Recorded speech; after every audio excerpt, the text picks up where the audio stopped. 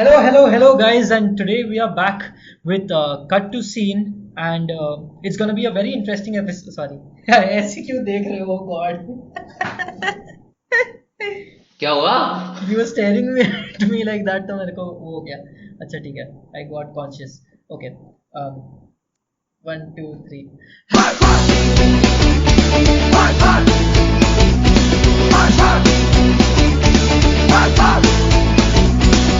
Oh my God लग गई क्या से क्या हुआ देखा तो कटोरा झाका तो कुआ बिल्ली जैसा चूहा तुम पकड़ा तो निकला काला नाग नाग नाग भाग भाग भाग दी के बोल दी के बोल दी के बोल भाग भाग दी के बोल दी के भाग भाग भाग दी के बोल दी के बोल दी के बोल भाग भाग दी के बोल दी के भाग अभी आई अभी आई अभी आई अभी आई भाग भाग दी के बोल दी के भाग भाग भाग दी के बोल दी के बोल दी के बोल अभी आई Guys, welcome to Cut to Scene, your favorite podcast. Lol, lol, lol, lol, lol. Today we are Lamao. featuring. Today we are featuring a movie called Delhi Belly, which at least I believe personally has been hyped for the wrong reasons, and we'll slowly get into why and what we think about the movie. But this was a movie which came out in 2011. It has been produced by Amir Khan and written by this UCLA grad called Akshat Verma. It has been directed by this person called Abhinay Dev, who went on to work for more movies. And this movie stars Imran Khan, Veer Das, Kunal Roy Kapoor, Roy Kapoor, Shehnaz Treasurywala, and Purna Jagannathan, Purna Jagannath. Vijay Raz, Oh, Vijay Raz, of course, I have to mention him. and others.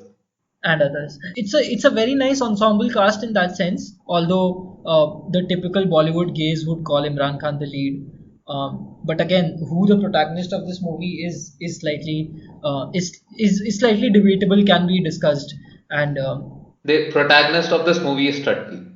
yeah, probably that. Delhi Belly, the belly is the protagonist, I guess. What is very interesting about this movie is I don't know. I just started a sentence that I didn't know the end to. Okay, yeah. So we'll, as usual, we'll give a brief summary of the plot of the movie. A group of three boys who live in this dilapidated flat in Old Delhi, and they chance upon a particular set of valued goods called diamonds. What the fuck am I saying? What? Anyways, so they chance upon Too some much diamonds, MBA. and they find that they are the targets of this gang of goons because of that, and one confusion leads to the other, and we follow them during this journey wherein they try and save their asses and wash them Literally.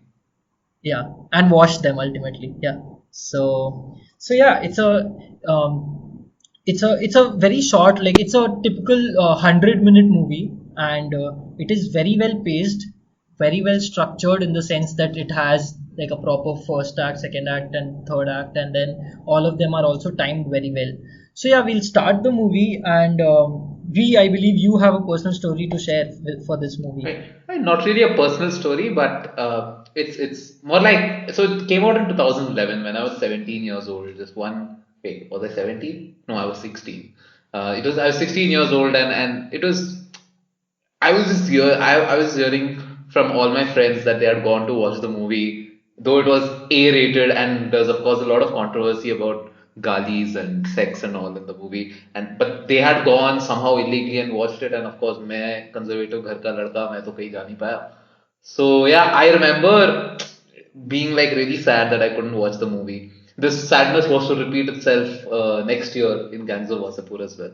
But yeah, anyway. But so I remember I had gotten the Hindi version of the film on DVD. So उस जमाने में I don't know अभी आता है क्या, but तभी you used to get these DVDs जब जिसपे 4 फिल्में होती थी, एंड तुम वो डीवीडी प्लेयर में डाल के देख सकते थे. तो उसमें से I had got it because उसमें कोई मूवी, आई थिंक किसी को तो ऐसे बहाना बना के बोला दो बाकी मूवीज काफी अच्छी है, डली वली तो फ्री में मिल रहा है, and I had watched on my TV, and या it was nice film. I mean, and I really, really loved it. It was a lot of fun. And अभी भी मैंने like I remember watching it a few months ago. तभी बहुत पसंद आया था, and over the last week I watched it 2 times, and it never seems to get stale. And I think that's the I think this will, I mean, this movie will still probably be watched 50 years down the line. Yeah, probably. I mean, it deserves to be also in all the for all the right reasons. Okay, coming back to the hype point, why it was hyped, as you said, was because it was A-rated, and we were hearing abuses used so effortlessly and so generously, actually, so generously for the first time in mainstream Hindi cinema. And this movie actually went on to do around 100 crores, which was a big deal. Yeah. I mean, I guess like 100 crores is the current, obviously current earnings, and at that time it would have been lesser, but it was like a mainstream hit also. So yeah, so why it was hyped was because of its language, because of the profane scenes and some of the topics that it addressed. But why I at least believe personally that it should be hyped is because it's a very well structured comedy, and it's a brand of comedy that India desperately needs now more so than ever, I guess. Yeah, and Um, and, and I was coming back to your point about why it was hyped for the wrong reasons. While I was watching it, like even now and a few months earlier, I never felt that it was. I mean, मेरा ध्यान बिल्कुल गया ही नहीं उन गालियों पर. I was just like, that's normal, and that's how. I mean, at least if you think about a normal, let's say, college going or just out of college people, they talk like that, like, using a lot of profanities. There are so many profanities even yelled on the road. So why not have just enough? Why not also have it in our films? I mean, doesn't make any sense to just ban a film because it has profanities. Right, right, and it should mirror real life, and it should be natural. And if you look at people who are our age, who are in their early 20s, they do speak like that. People who Plug speak for in the English. early 20s podcast here. Okay, sure. That was not a subtle plug at all. But yeah, so they do speak like that, and that is what this movie captures very effectively.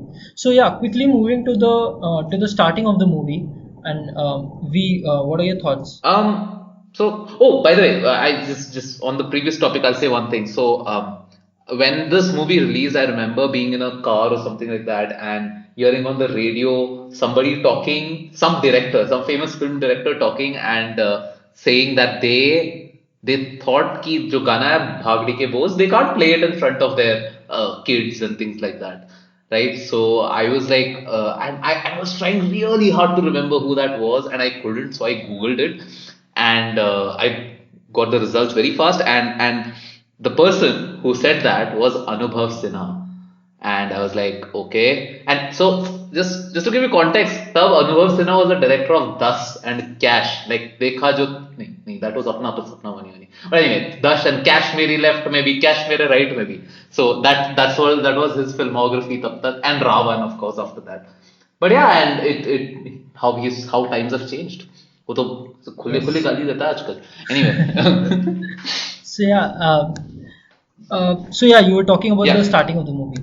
Yeah, so I think it's again like the fact that it's such a as you talked about, as it's a very tight, well written script is actually evident right from the start, right? Because you get this establishing prologue kind of sort of a 2-3 minute scene where you get right into the action, right? There is no holding back. There's no like pan shot to show कि अरे ये पूरी दिल्ली नगरी है यहाँ पे करेंगे हम etc. But it's just like there's this Russian guy who enters, Russian guy who enters, and he is desperately trying to smuggle something into the country, and you see Shehnaz Prajviwala's character hands over the diamonds, or तब तक तो पता नहीं है diamonds है, but like hands it over, boom, the scene's finished, and you know that then I mean, so I really love. I mean, and I've been discussing that all throughout the podcast, I guess, but I really love starting scenes of films. I really get hooked onto it. Mainly because more often than not, the object, or sorry, the subject of the film is hidden in the first scene itself, and the opening scenes are hence really cool because of that. And yeah, I really love the opening scene. Do you have something to say about it? Right. Yeah, yeah, I do. In fact, if you look at the very first scene, like when the plane is landing and we start with an airline announcement, right? And the pilot says that we shall shortly be beginning our descent into Delhi, and it's sort of a humid climate or something. He says, and he says that there can be turbulence, so tighten your Turbulence. seatbelts, which is exactly what the movie is. We are descending into Delhi quite literally, Right. and Yeah. there is a lot of turbulence. You might as well अपनी कुर्सी की पेटियां बांध लीजिए, basically.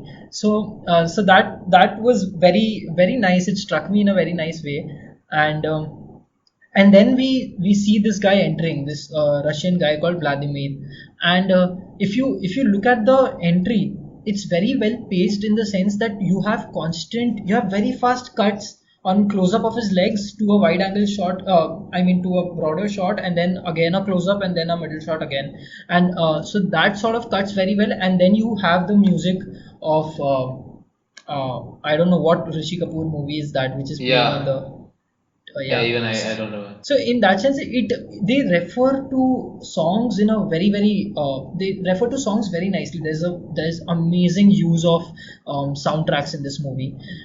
So yeah, that is something that I really liked. Post this scene, and of course you establish some things. You establish how probably Sonia is sort of she does not know what she's getting into. She does not know how discreet she's supposed to be, right? Because she's handling something that is very very valuable, but she does not know all that. So yeah, so that is very nice, and then we head into directly into the intro scene, which is the credit scene also, and what I absolutely loved this sequence of shots. Why? Because there were very very quick cuts. So we have of the beginning shot is that of a running tap. It sets up the premise that okay, there's a tap that's running. We do not see the bucket right now. We cut to see the overhead shot, and that is the punch, wherein there is a tap that is running and the bucket is slightly away, and so no water is filling. So this is a premise and punch. This is a very quick visual joke, the first joke of the movie, and then we cut to the poster of Disco Fighter. Now, if you pause at that frame and if you look at that frame has 3 or 4 post-its around it. One is called, one reads movie date, the second reads remind Nitin to fill bucket, the third one reads rent due. These are some of the major conflicts that we are going to be introduced in the next 20 minutes of the film. And it's amazing how much information there is. Then we cut to the main poster of a man holding a gun, which poster will be called back post the mid mark of the film, wherein we have that gunshot. Then cut to the roof to show the cracks and the slow fan, and you understand the. So one very important thing about a good story is the setting. Now the setting has time, it has the location, it has the time span, and it has the socio-cultural milieu of that era. And this movie, I think, captures that very well, because even in the first initial few scenes, if you see, the time is established. You see people in a modern dress who are roaming around on the airport and stuff, so the time is established. Your place is established because the airline says Delhi. And if you look at the socio-cultural milieu, well, these scenes are establishing that, because you have particular songs playing, you have particular visuals in front of you, you have the grunge of old Delhi in front of you, so you understand that socio-cultural milieu. Now we see cut to call Ritu and Doodles. So Doodles is telling me that one of the flatmates is a cartoonist. That, and then with the first strum of the guitar, we move to the humans in the room. Now, what is very very nice is, so okay, I was listening to this talk by Akshat Verma yesterday, and he said something that I truly believe in, wherein he says that everything that you have consumed influences whatever you're gonna create, and it should. So what you are creating should be a product of everything that you've consumed. Now he showed us an example where he used to listen to KK Sehgal or some Sehgal, essentially an artist of your, who is KL Sehgal, who was the closest thing to Indian blues back in the day, and he was his dad's favorite singer. And then he switches to a typical American example of blues, and then he talks to us about how he gave this very short brief to Ram Sampath, the music director, and Ram Sampath came back with Sehgal Blues, which is the name of this soundtrack that plays in the intro. So, with the strum of the guitar, we move to the humans. The as crack is first, and as we see, the as itself is a repeating theme. And then, sorry, that particular as, yeah. And then we cut to typewriter and ashtray. Then we cut to the hand which has some paint on it, and we do not understand that there's just a very zoomed in shot, very close up shot of a hand. And then we cut to cheap food menus, and cheap food menus communicates a lot about the film if you look at it in this way. And then we cut to half eaten chicken pieces, and that pizza box which has cockroaches in it. And then finally we have a wide angle that establishes the setting of the entire room. And then we come back to the tap at the end of the credits, and the water running out now. And so we have completed our entire loop from where we started. We took a tour of the flat, we understood the setting, and we are back to square one. And now the water is over. Now it's time to. Now we are given some more information in the form of Aroop's boss's photo on the dartboard, or a wide shot of the ass crack again, establishing shot sort of a thing. Yeah. And then it's precisely behind a table fan. Like the camera is precisely behind a table fan. Now that tells you that, that gives you a feeling of the environment, because you know that the room is so damp. You know how, like, the way it is set. Yeah, and so I mean, to condense what you said, for example, the first thing that struck me about that scene is the whole design of the set or the room, so to say. I think it's very brilliantly designed. It has that sense of claustrophobia, which should be there because it is three people living in the same apartment, which doesn't even have a bedroom. It's just one room, literally, right? And the dinginess of the whole surrounding, and all this takes a lot of artistic contribution, right? It does not. I mean, you can't find such venues ready made. You have to make these venues, and I think the production designer's name is someone called Sandeep Tere or something. I'll check out that name. But yeah, I think he's done a brilliant job. And of course, it helps that the background music also. So the point is, it establishes so many things, and it's very rare if you see in the realm of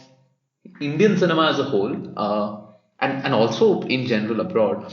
The credit sequence is just used as, like, something at the start which runs for 3 or 4 minutes. It's not meant to signify something, or it's not meant to establish anything. Or the closest way it is used generally, I think, is somewhat parallel to what Band Baja Barat does, wherein we have this song track called playing Tarkibe, and then they take us around Delhi and a few shots of what Bittu and Shruti are doing in their general lives. So that is generally how credit scenes are treated. Yes, and I mean, of course, that is still an acceptable way of doing it. At least in Indian cinema, it's done because then you have One of the time better for. ways, yeah. Yeah, one of the, yeah, I mean, it's using songs, so it's okay. But for example, I was watching Laksh starring Hrithik and directed by Farhan, a few days ago. And though I like the movie a lot, I think it's pretty well done for its era. I think the first shot is just, it's fucking 5 minutes long, and it just goes, मतलब तुम पूरा ऐसे कारगिल का सैर करते हो. I don't understand, like, this film is set in Kargil, and you have this jeep which is going towards the army camp. Now the point is, you could have done so much in that 5 minutes without just showing, who's the music director and the lyricist. Of course, those all are important, but then it's I think people often forget that movies are not just meant to be an oral medium where you can just, everything needs to be established by dialogue, whereas you can use these images to also tell a story, which is of which Delhi Belly starting sequence is a perfect example. So I had that, and that I was like, I never skip anything in a film. I even watch the last end credits. You know, when such things come, I really want to skip it, but I sort of refrain from doing that. So in that respect, also I find Delhi Belly is very different. Of course, as a 16-year-old watching it, I didn't pay much attention to it. But of course, I get this in retrospect how important that is in the cultural in the whole whole Establishing landscape the of feel. India. Yeah, Yeah. establishing this is so important or so different in the landscape of Indian cinemas, or let's say not Indian cinema, let's say at least Hindi cinema. It's so different. So yeah, I think this is really the first stereotype that it breaks, and and it just goes on to break a lot more stereotypes. Yeah, and then we move on to the set of that interview where Imran Khan, for the first time, they meet Poorna Yeah, Jagannathan. of course. Before that, just before that, of course, you get the diamonds are now at their house. Oh yes, we are introduced to Shehnaz Tajriwala before that, and we there is this very typical, and I think this is a very typical way in movies where they convey how an object is important, where they have a very like slow close-up shot establishing that that object has some importance, and they have that here, and then we move on to the set of the interview. Now, what I would like to do with Anushka's character, which is this singer, I would like to talk about a bit of theory on comic characters and how they are generally written, and it'll give you it'll give a lens for us to examine the other comic characters and the other comic situations also in this movie.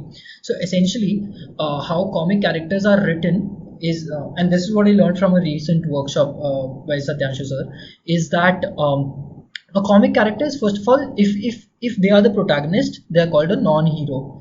Now here are some of the fundamental requirements of comedy. They say that the character has a certain belief that is far away from reality, right? So if you look at Anushka's character, she believes that she can actually do so many things. She can be a director. She believes that she's sounding very intellectual while saying all this. The second thing is, the character doesn't have the necessary skills required in the journey, which is very well established as soon as Anushka starts singing, and even by a lot of things that she's saying, that she does not have the necessary skills. Third, the character has no insight about one and two. They have no clue that they are very far from reality, and they have no skills. And the fourth thing is, as a result, the character is confident that he or she will emerge victorious from the journey. This makes the character an active, motivated, decision making protagonist. And especially when the conflict is very high, for this unskilled character, they keep failing in the journey, not unlike a dramatic hero who would succeed eventually. They do not have skills, and so how can they be a hero? And that's why they are being called unskilled. Right. I mean, a perfect example. I mean, a perfect illustration of such writing is Mr. Bean, right? Right, exactly, I mean, exactly. he knows fucking nothing about what is going on, and he just keeps on doing, thinking that he's the stud. And by that brute force, that character ultimately succeeds, and we keep cheering for them as a protagonist because because they have no clue what they are doing, and because we are having fun watching that. But ultimately, at a surface level, if you look at it, they are who we are. I mean, because all of us, whether we accept it or not, has some disillusion belief or the other, and we all are struggling at it at a slow pace, and so that comic character subconsciously reminds us of ourselves. Like, I mean, most of the laughs also in real life happen because of this, right? Because somebody did something which they had no idea would turn out certain way. They were like completely, they didn't know at all that it was going to turn out certain way, and then that happened, and hence you laugh. That is what incites laughter. That's a perfect writing lesson. Right. And the second thing about comedy, which is very essential and which is fundamental to any joke also, any funny thing also, is that there is a comic gap. There are two things that are spoken about, and there is a visible gap between them. So, for example, if you say Anushka's character is going to go on and become a famous singer, there is a comic gap between the character and the expectation. And that is why it's funny. The larger this gap, the funnier it gets. So that is why if I tell you that a movie is based on a guy getting reincarnated as a fly and avenging his murder in the past life, it's very funny because the gap in what I'm saying and like in what I'm saying is very very Yeah, high. I think Coen Brothers do this very well, right? I mean, in a lot of their films. I mean, his films are so-called black comedy, right? So, for example, look at even Inside Llewyn Davis. I mean, I know it's like a very melancholic film, but there are a lot of laughs, right? I mean, and this comic gap is there even if you look at the main character there. So yeah, I think the Coen brothers do it very well. And also another person who does it really well, and I urge the listeners of this podcast to check out his films is Yorgos Lanthimos, who does it brilliantly. Yorgos Lanthimos has made films like Dogtooth, The Favorite, The Killing of the Sacred Deer, and things like that. The Lobster, yeah, The Lobster is actually a very very interesting film. Anyway, yeah. So with this and also if you pay attention to the set design around Anushka again, there are things which are visibly very very red. There's some devil horn behind her. There's a photo of hers. The entire makeup van is sort of reddish. The hairstyler also has red streaks. And so when she says that she has this song which says I hate you like I love you, it just gives more juice to the dialogue, if you know what I mean, because it is adding a visual touch also to that song. And I found that pretty fascinating. Um, so yeah, so this brings us to the end of the first 10 minutes. And if right now we take a quick recap of everything that we know about their lifestyle, we know about the water problem, we know their jobs, all three of them. We know their jobs, we know about their hatred for their jobs. We know about Tashi's love angle, which is his fiance and how they're going to get married. We know that Menka is a girl who will have something with Tashi because they have a vibe between them. And we know about the package. All of this has been set inside the first 10 minutes of a film. And that is why, as a viewer, you are hooked because it is so fast paced. So go on, and we then move to Veerdas's scene with his boss and everything. So yeah. No, I think after this, let's just jump to in what I think is the most important sequence in the film is the sequence where Kunal Roy Kapoor's character Nitin goes to Old Delhi. He goes to brothel and wants to film his landlord having sex with a prostitute. And I think so. Of course, that song Bedardi Raja starts at that point, right? And we see that he's gone to this really dingy chicken fry wala place, and this guy is this guy is actually scratching his crotch and then putting and then giving him the chicken, and his I mean, he does not care about him scratching his crotch, or he maybe did not even see it, but he wants more masala on the chicken. And you get that ये इसका तो मतलब ये तो जरा, and I like how quick it is, like in the whole duration of the song itself we see everything there is to see. And then so of course then he takes the photos and then starts, I think, the most magical parts of the scene, right? See, the point is it's a comedy scene. It's literally making tutty jokes. They're making like shit jokes, right?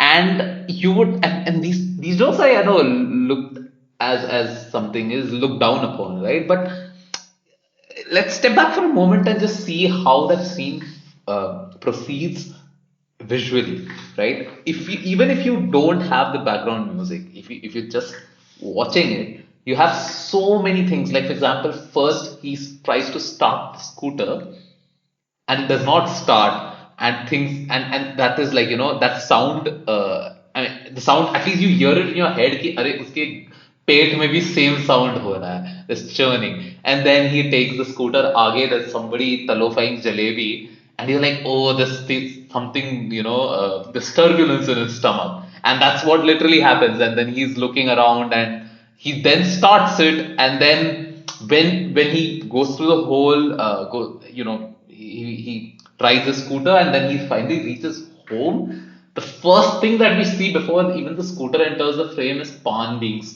that, right? So that's like कुछ तो निकल गया है or it's on the verge of getting out. And then when he goes and sits and relieves himself, we see the packet opening up. I thought it was like brilliant visual comedy. So In fact, amazing. yeah, and I mean I don't know. I sort of got reminded of Edgar Wright, but not Huh, quite huh, because huh. I don't know if Edgar Wright would make some jokes, but it was so much fun to watch. And I mean it sounds weird, but like I consider it to be an absolute fucking brilliant piece of art. Yeah, I mean, if you look at the structuring of that scene, also coming back to the vendor's crotch, no matter.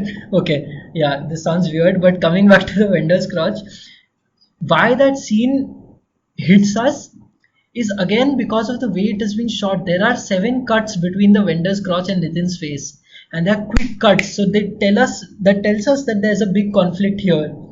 And if you look at the entire setting of how he sets up the camera and he shoots, that's the exact treatment that we have seen for any sniper movie. Right, Any right, sniper's right, right. treatment is the same, right? Yeah, And then of course the suggestive sounds that follow. So yeah, yeah, you were talking about the plastic. Oh, the plastic unfolding is a masterpiece, dude. I yeah, was like, yeah. wow, that is just amazing. Yeah, and the Yeah, use I of. mean, Go ahead. Go ahead. I really like. I mean, like, so think of the writing or the screenplay writing process going on. I mean, the director and writer have sat down and thought about all these visuals and maybe storyboarded and things like that. I just think it's an absolute masterpiece at that. Sure, it's making something that is, or it's making jokes which are considered below par, but it doesn't compromise with the way it's telling that story or way it's telling the joke, which is so cool about it. Yeah, I think once it is established that हाँ ठीक है तुम्हारे सारे jokes टट्टी के ऊपर होने वाले हैं, then the audience also starts becoming a bit accepting कि ठीक है, but then उसमें तुम क्या कर रहे हो and how is the creative way of presenting it, right? There is no point where shit is shown in one in one very important scene, but then मतलब it's using other suggestive mediums and other suggestive tools to tell us a lot of things. Uh, so yeah, so then By the way, do you know why Delhi Belly the name came about? so I just searched Delhi Belly normally and I found that a lot of street food in Delhi is called Delhi Belly in a Yeah, so yeah. apparently it is just a term used by the Britishers, of course, like most half of the things that we use. So anybody who used to come from abroad to India would have belly belly because Uh, they it's basically diarrhea that travelers get, right? Because you might have seen, right, like these foreigners who come to India always drink mineral water. That's because their bodies can't handle the microbes in our food and water. So yeah, that's one Also thing. interesting trivia. So पुरानी दिल्ली में जितना भी खाना है that is so spicy and that has a lot of ghee because back in the days when the Mughals came and settled here, uh, the the the water of the Yamuna didn't support digestion as such, and that is why the doctors at that time, the water of that area in general, and the doctors of that time recommended that you use a lot of spices and ghee to sort of aid your digestive powers. Hey, Yeah, this I've learned from uh, this Netflix series on foods of India. And yeah, there's actually a very good book to be written about all these things there. Shit, yeah. yeah. I mean, there is a Anyway, reason why things are the way they are. That is a very broad statement to make. Okay. Anyways, so now, then of course, then here are a couple of things that reminded me of Edgar Wright personally. There is a very unique transition when the first shot of the dancers above are given because we take an upward edit, we take an upward transition from their floor to the upper floor, and that is very unique and very dynamic. We have it like it's something straight out of a comic book, and that is why Edgar Wright would have used it. Like I can imagine him using it. uh, and the second one is a very common joke in other cinema also, in generally also, wherein he asks Veer Das to take his stool sample to the doctors. Veer Das laughs and says fuck off, and the next and we cut to him keeping that stool sample at the doctor's place. right, Another right. visual joke again. Which is not the stool sample, but yeah. Yeah. Yeah, what do you think about that scene though? After the Vijay Raj scene, you see, first of all, I mean, hats off to Vijay Raj. I don't think I've said this enough in this podcast, but like I absolutely love that man. I would watch any movie that he is in, and I think he's like very underrated. Like I've been in love with him ever since I saw him in Delhi Belly, and even before that, right? Like, and I have not, I'm like he's one of those actors who can never do a bad, who can never act badly. I mean, the film might be like absolute garbage, but his performance would never be bad. He's one of those actors, I think. And I mean, yeah, and also like look at the amount of juice he adds to the antagonist character, because we are not accustomed to antagonists who can also make us laugh. At least not in serious stuff. This is not a serious thing, but even if you look at Vijay Raj's character, say in Made in Heaven, I'm sure that there were a couple of laughs here and there.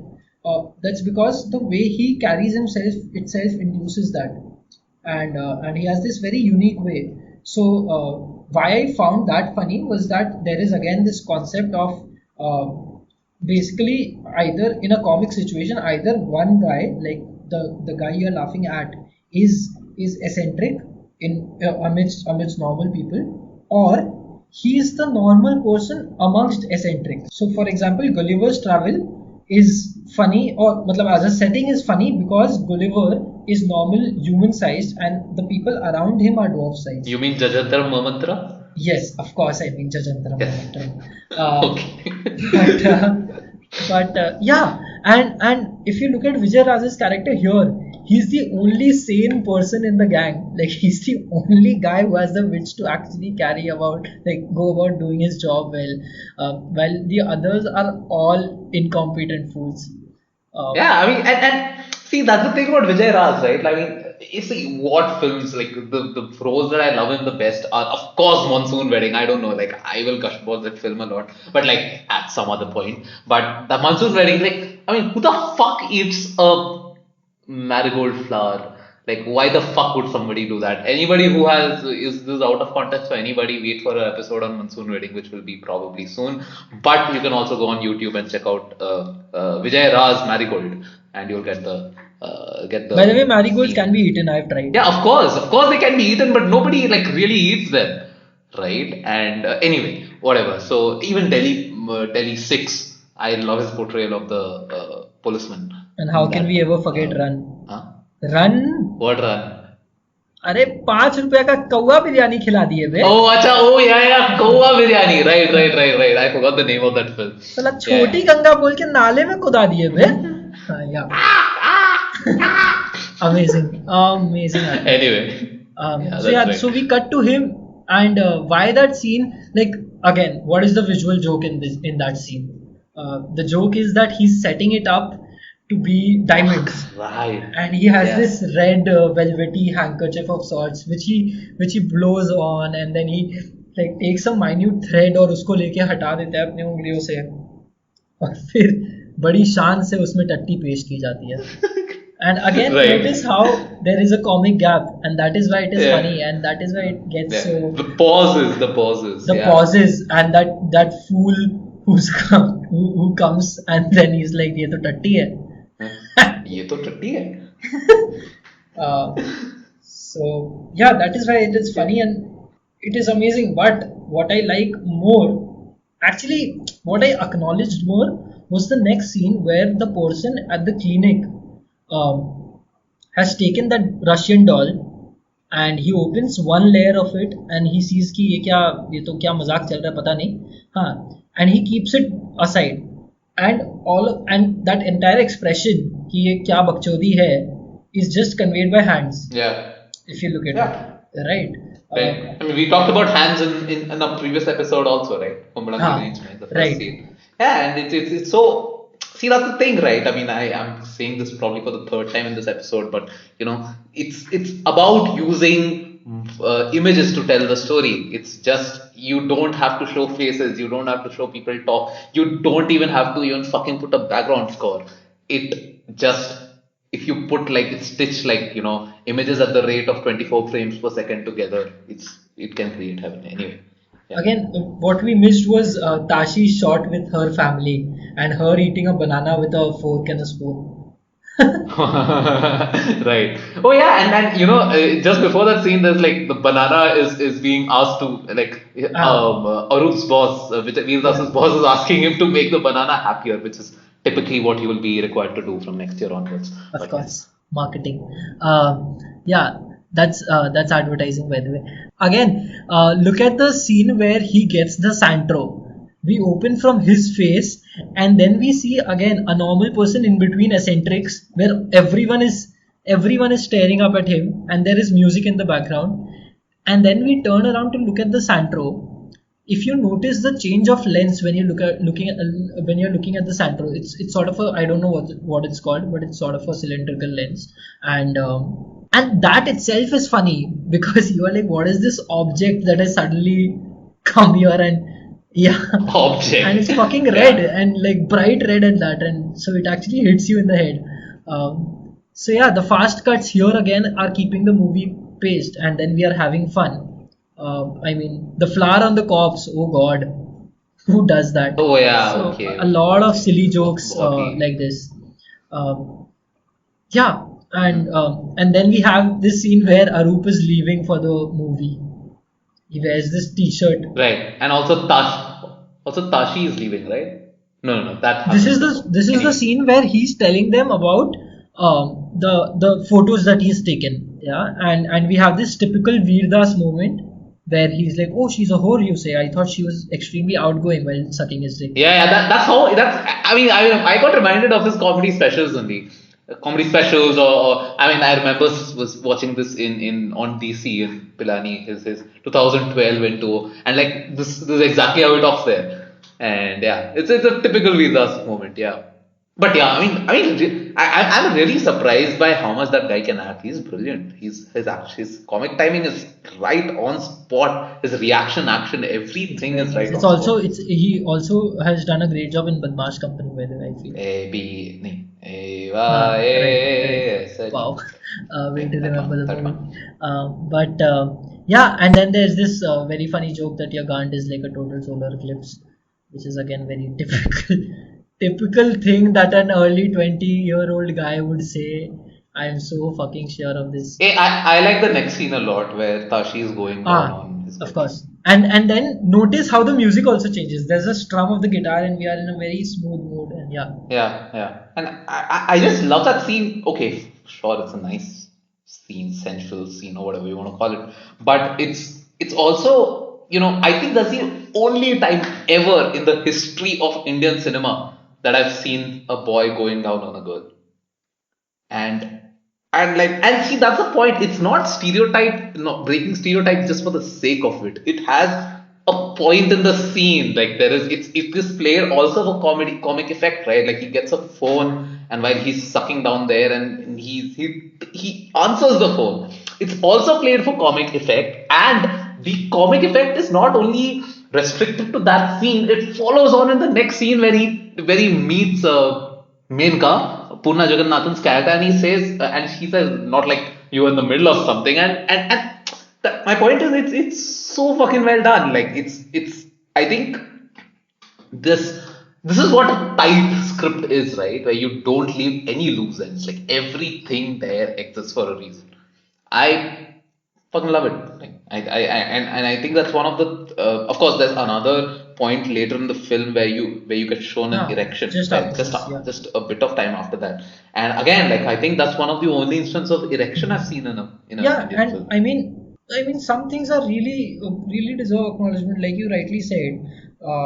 And I have forgotten the point that I was going to make clearly, and that is why I'm speaking so much. But Menka is a woman who has been married, who is currently married. She hasn't got a divorce yet. Who is also playing an important role in the movie, and she can't stop flirting with Tashi. If you look at the earlier 20 minutes of the earlier 10 minutes before the scene, the when they are coming out of that cops wala scene, that entire crime scene, she says, "Oh, Tashi, such a dull boy, all work and no play, such a dull boy, Tashi," and that has a clear like it's a clear flirt, it's a clear signal from her.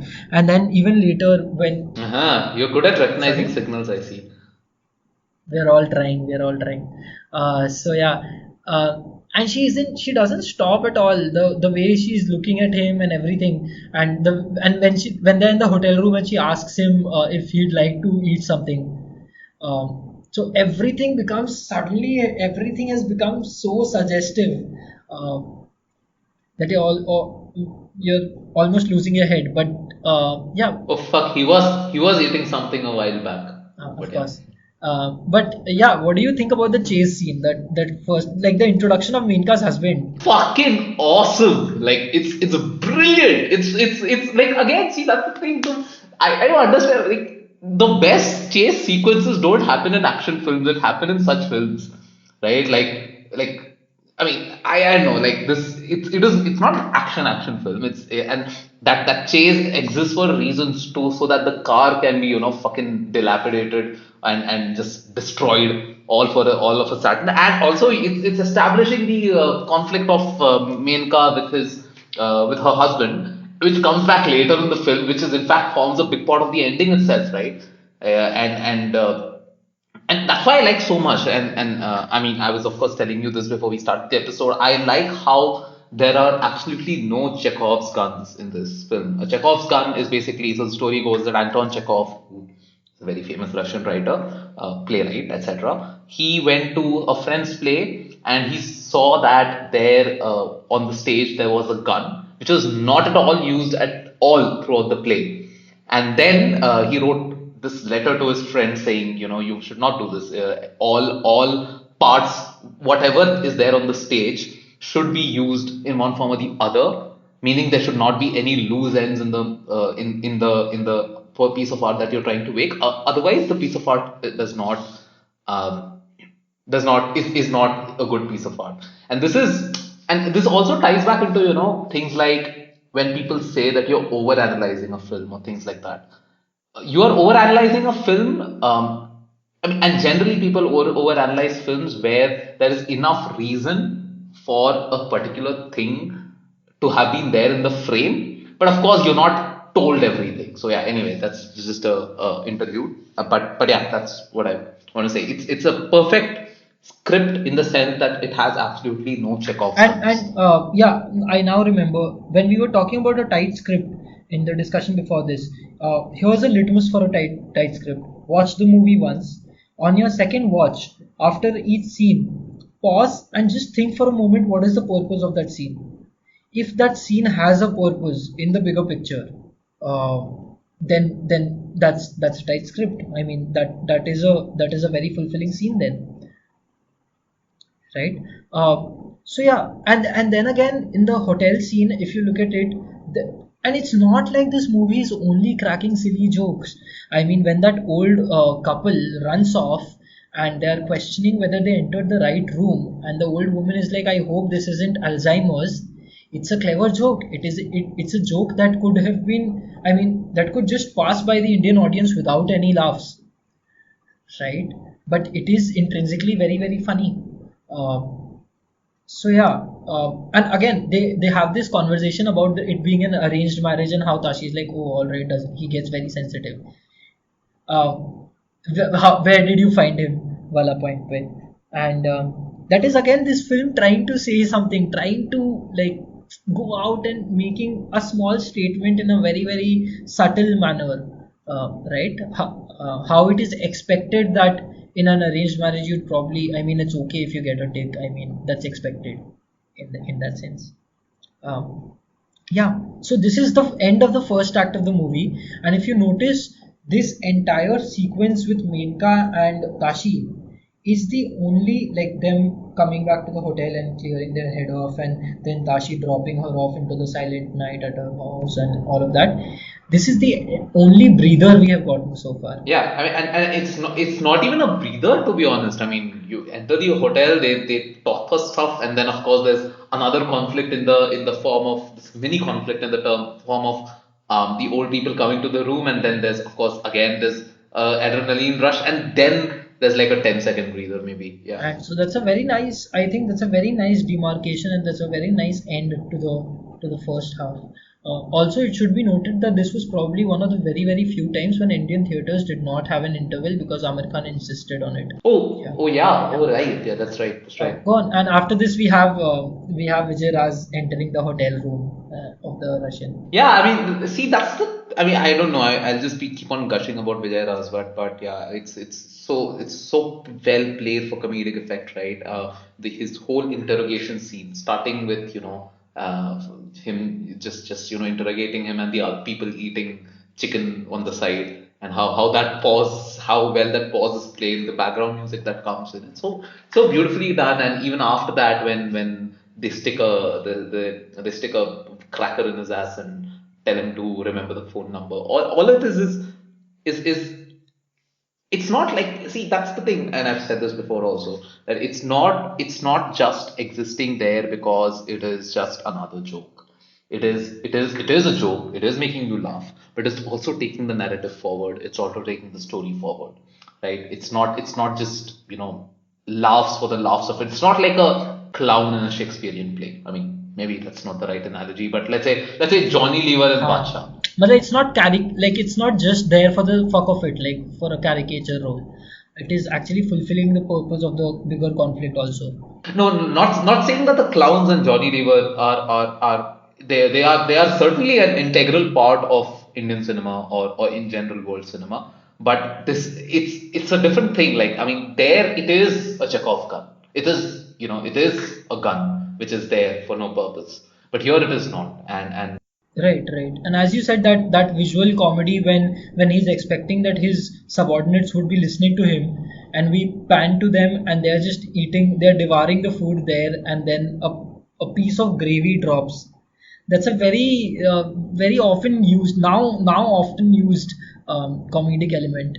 oh, of course, like the iconic dialogue by that his understudy or whatever, like uska sidekick, when they knock on the door and say, "Sir, laundry." Laundry. So, I mean, this was a wing joke back in college. Anyway, yeah, it is brilliant. Oh right, and then we have very small elements. We cut back to the landlord, and the landlord has discovered the rent wala the photos, and he's going into the toilet, and the wife comes at him with a knife in her hand, and she's like, क्या हो रहा है, कहाँ जा रहे हो? And he's feeling threatened, and then he's like, मैं गरम हो गया हूँ. Which again is another joke. So it's just how often these jokes hit. The character of Veer Das's ex ka fiance, and he's so funny, and that cigarette in his mouth and what he's trying to do, and the way Chash Chaudhary he talks about Chacha Chaudhary. These are characters we have met in real life. Yeah, man, fuck, like really. I mean, and it's so cool to relate such people. So I remember, like, one of there's this character in Ye Jawani Hai Diwani, right? Who's basically behind he's following Deepika Padukone's character on the wedding.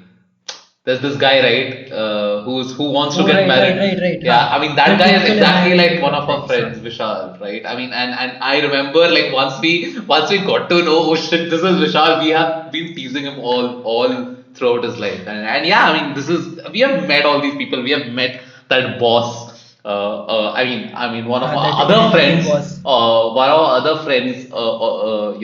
who is exactly like that boss, right? Like, make it 7% happier. I don't know, like, जिसको पता है उनको पता है. But then yeah, and then the entire fantasy cut with Ja Chodel.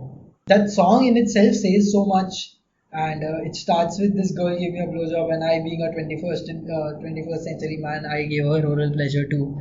In Hindi it is मैंने इसका लिया है और मैंने इसको दिया है. Okay. Oh, have you not Okay. watched this film in Hindi, by the way? I think I have. I think even my first watch was in Hindi because I think I had a similar experience where I watched it on DVD. Not sure, but yeah, and matlab, and you have to see how that scene is treated because they're essentially making fun of every Indian serial ever, Right, exactly. right? Because that is how Indian serials are, and that is how Indian And movies Indian have seen songs, manages right? topic. And Indian songs, right? I mean, the whole Rishi Kapoor, Mithun Chakraborty kind of songs. So yeah, going on, and then we cut back to Veerdas who's standing in the rain, and there's this dog humping his leg, uh, and then he goes bald. But then now we are coming into a scene where we see that Vijay Raj has reached their house because he called up Sonia so many times, and she told them their address. They've reached the house, and as the first of all, that dialogue where Veerdas says, "Sir, आपने पूछा ही नहीं," हाँ. where there is this huge Brilliant. confusion, Brilliant. and he's like, "तूने पहले क्यों नहीं बताया?" और सर आपने पूछा ही नहीं. And the background music is so amazing, and the mere fact that such a big Don has to actually scramble around, look for a tool, put it on his own, and then stand on that and threaten this guy is again very very funny.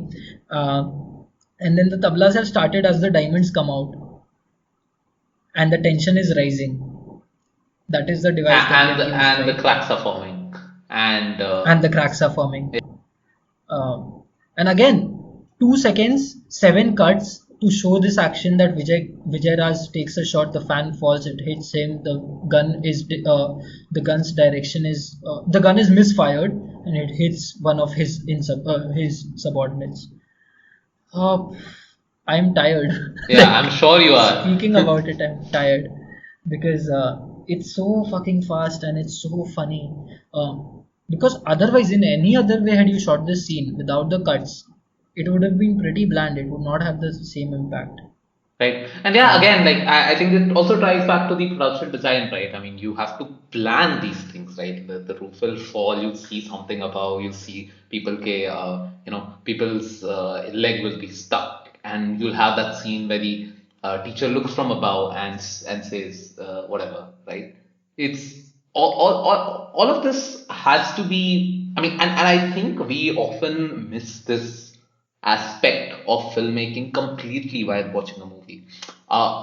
We always pay attention to the story, how it's shot, and things like that. But minor things like how a film is set up, literally set up, just misses us, right? I mean, Satyanshu sir was talking about this in his conversation.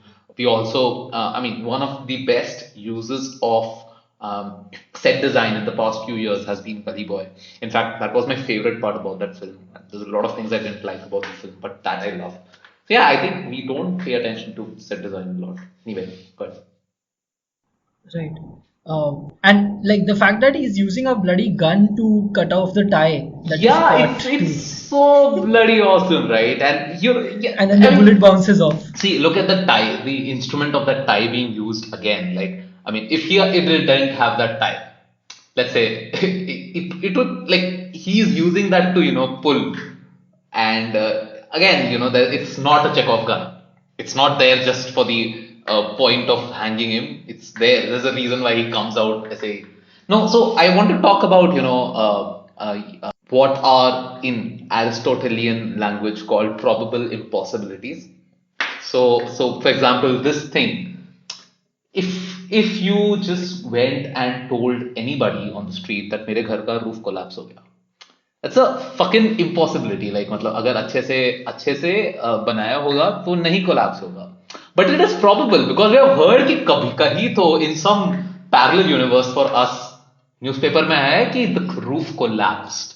So Aristotle has this concept where in his book called Poetics, or in his set of pamphlets called Poetics, where he said that probable impossibilities are to be preferred over improbable possibilities, right? So something might be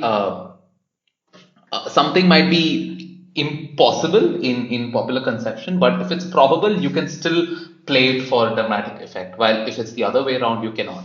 And I think the fact that this is a comedy movie or it has a comedic tone to it just helps that fact, and we never feel कि अरे ये तो हो ही सकता है, मतलब of course हो सकता है.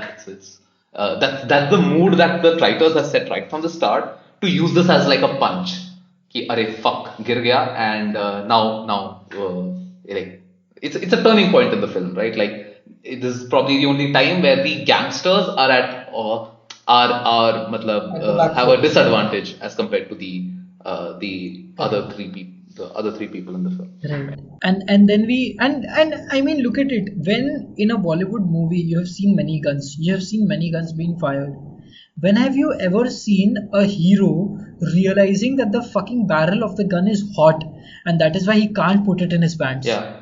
We Fuck have no. never that is realistic comedy. Gangs of Wasseypur, by the way.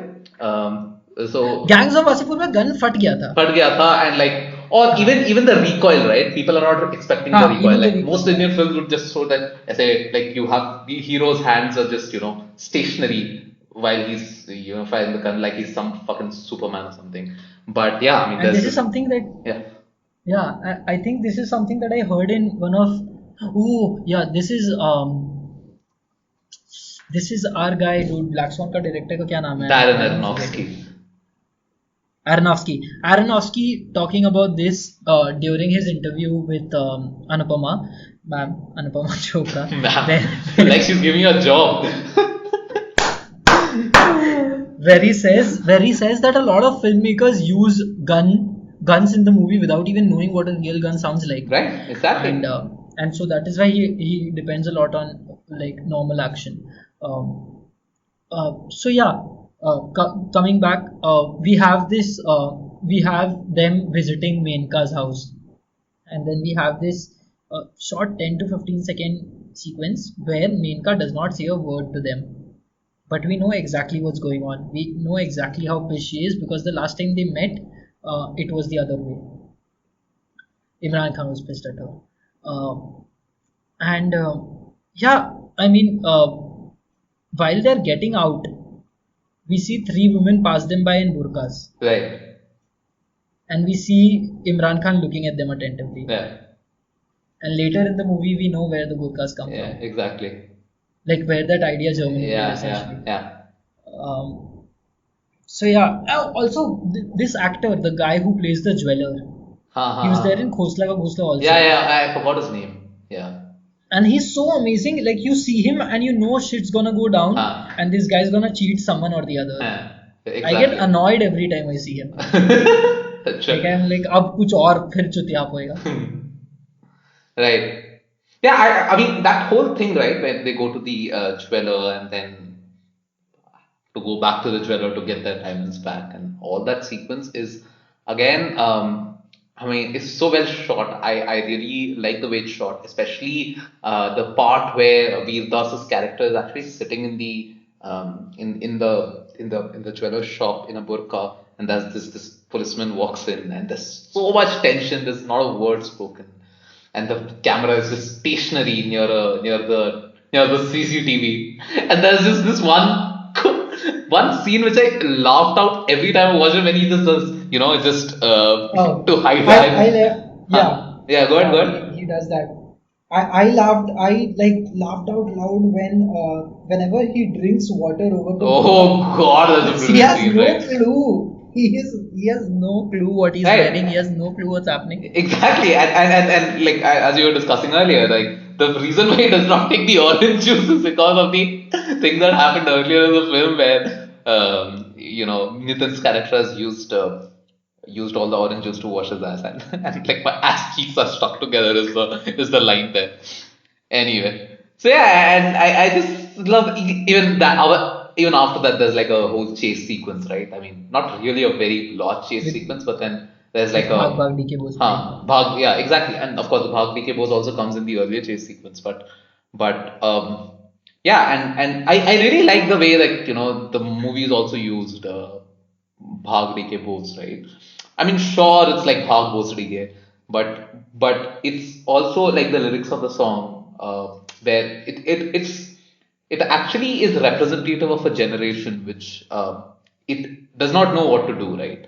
I mean, is so confused. I mean, we've all seen those people, right? Who have absolutely no idea what they want to do at all. Like they don't even know what they like, and it's all about that, right? Like Daddy mujhse bola to galti hai meri, etc. And I listen to that song always, like because I think it's so musically so good. It has catchy lyrics, and it also is not just restricted to the film. It's of course saying something about the film, but it's speaking to a whole new generation, which in that time would have been in their 20s, 30s. right? So yeah, anyway. That song also has a special place in the hearts of people from I Am Ahmedabad, and they know what I'm talking about. I'll tell you later. Anyways, so yeah, so now then we move to the hotel scene where where they have captured Sonia. She's wearing a Right. paper bag. They put a red stick What against the her fuck head. is that? Like, Oh why the fuck God! would you wear a paper mask? So essentially, these are four goons who are irritated and who are bored of waiting for these guys to come and show up, and so they're just playing around with their hostage. And she's shit scared, and that guy who's standing at the back, the essential pehelwan of the Yeah, gang, yeah. and he has The hands his hands are broken. plastered. Yeah. I mean, that's visual comedy at its peak. And then and with this we enter the third act when the three guys enter the lift, and that is again like precisely around at the last 20% of the film. uh, and then when that whole tension builds up, and then we, like, when the police enters the room, we have a slow motion shot with heavy guitar, which is a classic of a lot of slow motion shots. I mean, you have a heavy background score and then slow motion. What do you feel about that sequence? Do you mean in a writing perspective? Because I thought it was again like all these things coming back together, all the threads joining. This landlord's brother, who's a fucking policeman, is now coming and now getting shot in his bum, and things like that. Again, like another instance of ass.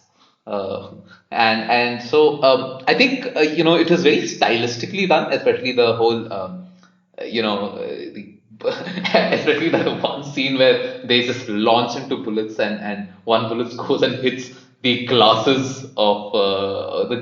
the old couple, right? They're toasting to their anniversary and fucking yeah, and I think it's very well done stylistically. Again, like there's a very nicely established sense of who is where in the frame and what how so the whole architecture of the room is used very well. In one direction there is the other people's room, meaning the and which has of course come in earlier in the film when Tashi and Menka were running away, and of course there's this Nitin has another has one of its strokes, and he's again in the washroom, and of course there's a bullet that goes that side as well, and so there's just bullets fucking flying around everywhere, and there's like all this pillow say sab nikalta hua, and there's like a nice stylistic shot where you have bullet onto Vijay Raj's brain, and then that's where the climax, so to say, has ended. What is very fascinating is they actually didn't show any violence. I mean, if you look at it in direct terms, it is tough to shoot shootings in that compact a space, and so what they resorted to instead were 25 cuts at different on different things, on random things. And then again, an example of excellent dialogue when that angry British lady tells her husband that the next time we'd better go to fucking Disneyland. You can imagine an entire backstory to that, because you can imagine that guy telling her that let's go to India this time for our anniversary and we'll do this and that and everything, just from that one moment. And when that scene ends, Yeah, and see, the joke would not have worked had they not been introduced had they not been introduced earlier in the film, right? It would have not worked at all. We could have not gotten the background at all. If that was a standalone scene just played for comedic effect, it would have not been as comedic as it was thought as it is in the film, right? So it's and then after all this action, after everything, we cut to crockery. Like, we cut to cutlery in the hotel room, and something is flowing, and we do not know if it's blood or ketchup, which then tells us it's okay, you can chill, relax. Matlab, this is okay in the movie. It's okay. It's funny. yeah, and exactly right. I mean, you don't need to show violence to, literally show violence to communicate that there is violence happening, right? I mean, yeah, I mean, you can use sounds. I mean, a classic example, which is I think the most used example of this, is the scene from Psycho, the stabbing scene from Psycho, right? There's nothing shown. There's just cuts on the face of the actress, and there's some stabbing going on. There is no blood shown or anything like that. And then there is, and you know why Hitchcock did that, right?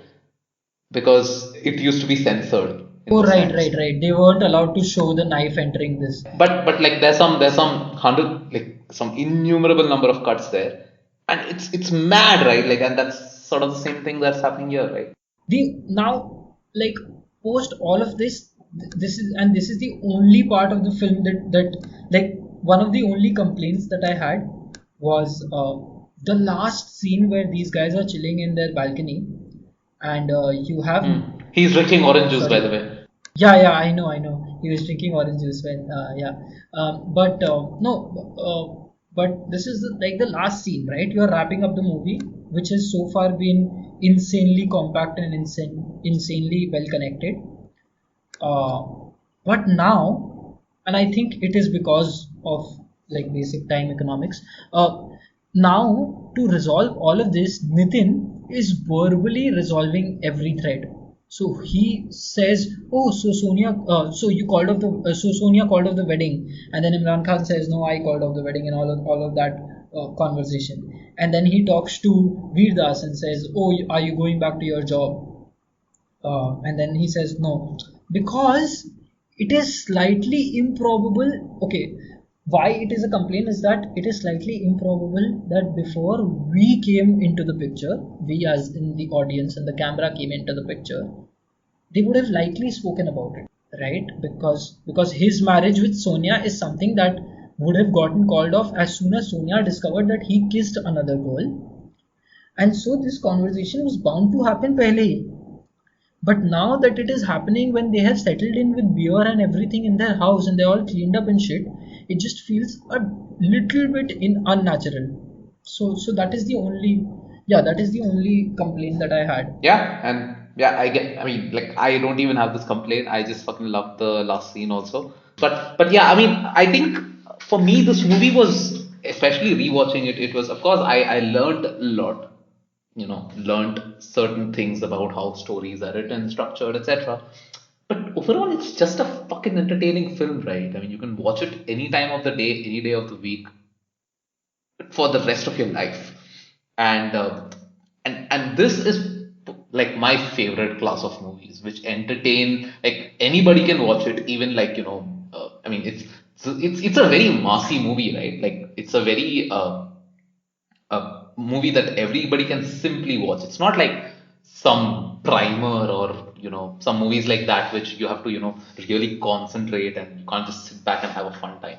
I personally like these movies, and that is personally also why I like Bollywood so much, or in general Indian cinema so much, because I think we have a nice balance between entertainment and art. While it might not be very obvious in the extremely popular films, like let's say if you watch a Kick, and you expect to get that, probably not. But if you, let's say, even watch something like a Bajrangi Bhaijaan, the same actor but from a really more talented director, you'll see that, there are really, so many things that you can take away from that film. And this applies to the whole of Indian cinema, and also Bollywood in specific, Indian cinema in general and Bollywood in Yeah. specific.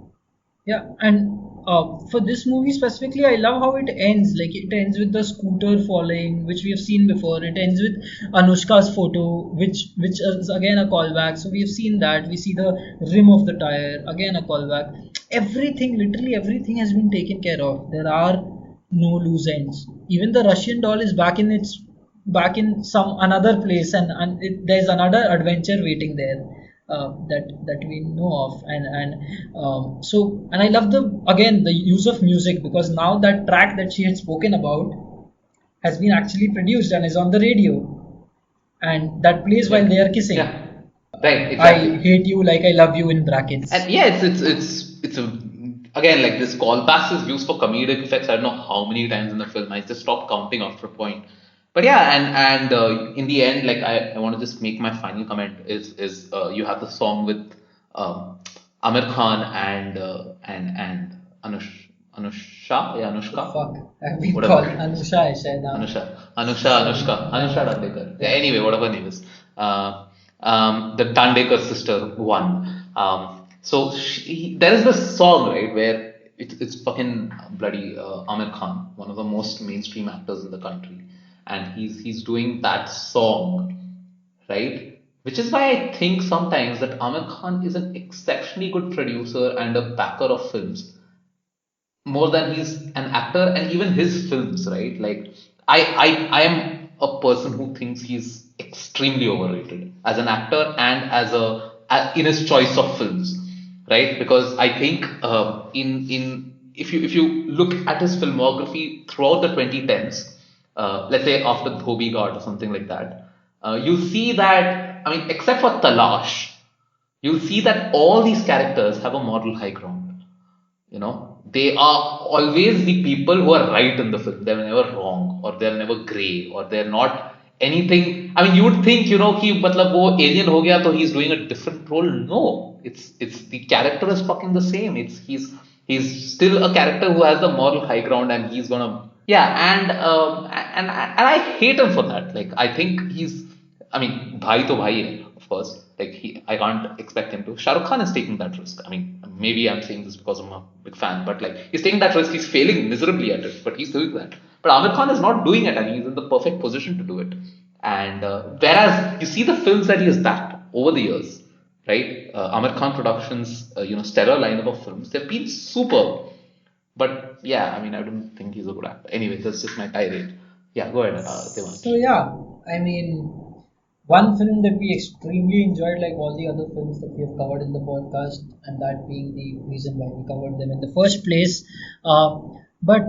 Yeah, it's a light-hearted entertainer. You need not consume it the way we do. It's slightly longer than this episode, so Yeah. Yeah, I mean, I'm surprised that we talked about. I mean, I think the fact that we talked about for close to 80 minutes about this one film, which is just 100 minutes long, is itself tells you how much there is to talk about that film. And the point is, we could have spent another 80 minutes just gushing out the film completely, like not talking about the artistic facts at all, just laughing about how good that Lundri joke was, something like that, right? And but yeah, I mean, the point is that's the beauty of this film and film in general, that there can be different audiences who view it and take different things from it. Yeah. that sets a very nice tone for the end of this episode. So yeah, we would like to close because I can't. Okay, why are you Because I laughing? can't close. I don't know what to say. Okay, so yeah, guys, thank you for listening in. This is about Delhi Belly, and I hope you enjoyed this episode. In fact, we hope. And if you really like this episode, and if you have not watched this film, please do go and watch it. It's on Netflix. It's in English, but maybe you can also watch the Hindi version with it. If you watch the film, if you have not watched the film, or you already watched the film, or if you're gonna watch the film and you watch it, let us know what you thought about it. Tweet to us on @CutToScene, Instagram us on @CutToScene. You can find me on Twitter or also goes by V on Instagram at Ati Vijay Kumar. Devansh on @Devnash on both Twitter and Instagram. Please let us know what you thought about this episode.